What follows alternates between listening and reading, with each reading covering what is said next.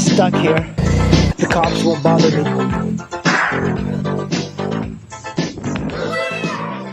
The tire I bought for this bike is a little slippy. And I was leaning it to the left and gave it some gas and it slid a little bit. Not too much, but it's a little bit concerning. I always like this view of the National Harbor. It's really one of the best views in the entire area because we're so much higher up than the Potomac. Alright, we got the tenere here in the Beltway, the Capital Beltway going towards PG. And I want to see what my speed is relative to the RPMs.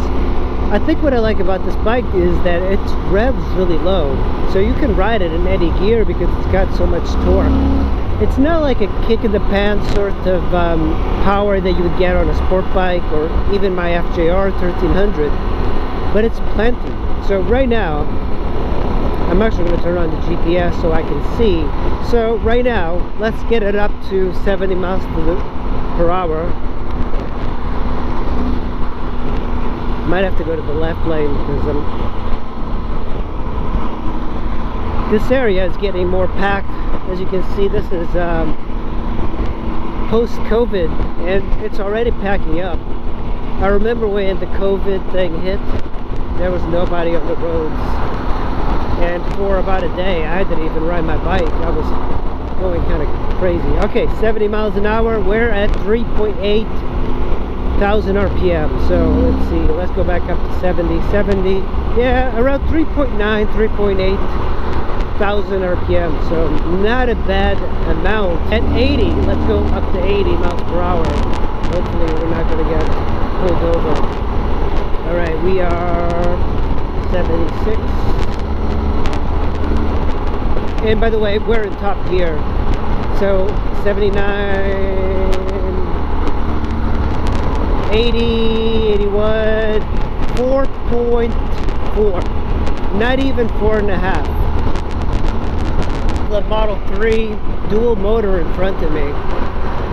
I much prefer electric cars. They don't smell, you know, like when you go to Europe and you ride a motorcycle through Europe, man, all the diesel get in your face. You know, it's funny, the seat position on this bike is a little bit different than most ADV bikes I've ridden, and definitely very different than the V-Strom 650 I had. The handlebars are extremely wide, much wider than you would expect. But you know, that's actually not a bad thing. I do like it. I like wide handlebars. It makes it easier to handle, especially something this big. But the most distinctive thing about the ergonomics is the foot pegs. The rider foot pegs are kind of tucked away, so your knees are much further up. So in a way, it's a very sporty type of position, but when you stand up, it feels very natural. You would think that somehow, like the foot pegs being back there would make it harder, but it makes it easier. Man, I love Aldi. That's usually where I buy food. You know, I do like riding this bike, but I haven't done any major rides. I am considering doing a long ride coming up. I don't know if I can do it this year, but I might be able to. I don't know. I need to figure out because I have a job that I just started, and the thing is, I'm not even full-time. They are so cheap, they don't want to hire anybody full-time, but they need somebody full-time.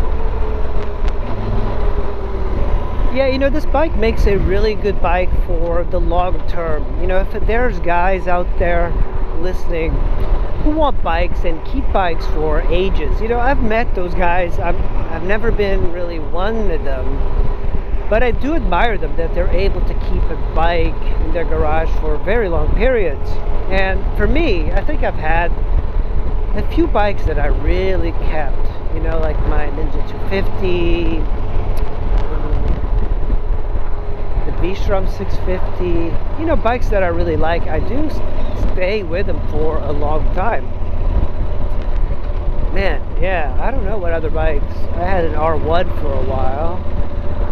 Oh man, but yeah, I've been like selling and buying and selling, trying different things. But I do enjoy all sorts of bikes. I think the only bikes that I didn't really like were the BMWs. And I think the problem is when you keep bikes for a very long time, the one thing at least I value is the ability of working on the bike yourself, low cost, low maintenance, and of course durability. That's why the V-Strom 650 I really liked it, because it was probably one of the cheapest bikes to run, and I think this one's already even cheaper just because of the chain maintenance. It's going to keep it very low cost.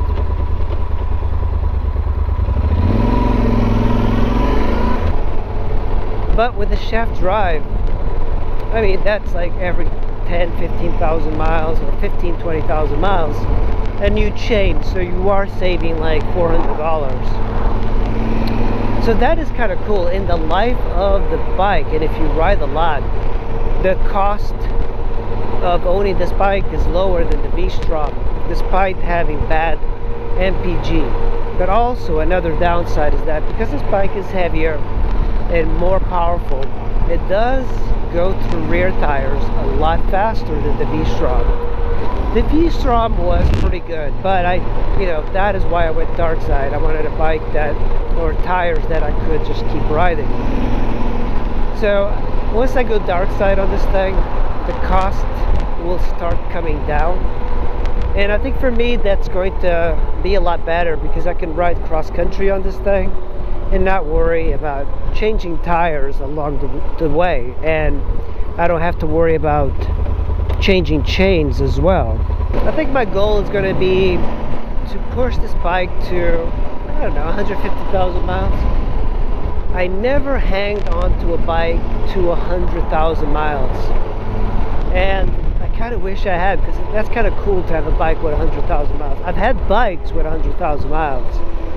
I had a ST1100 with 125,000 miles, but those miles weren't mine, so I can't really take credit for it. But that bike was bulletproof except the alternator. Alright, squids, thanks for watching. I will see you in the next video. Bye.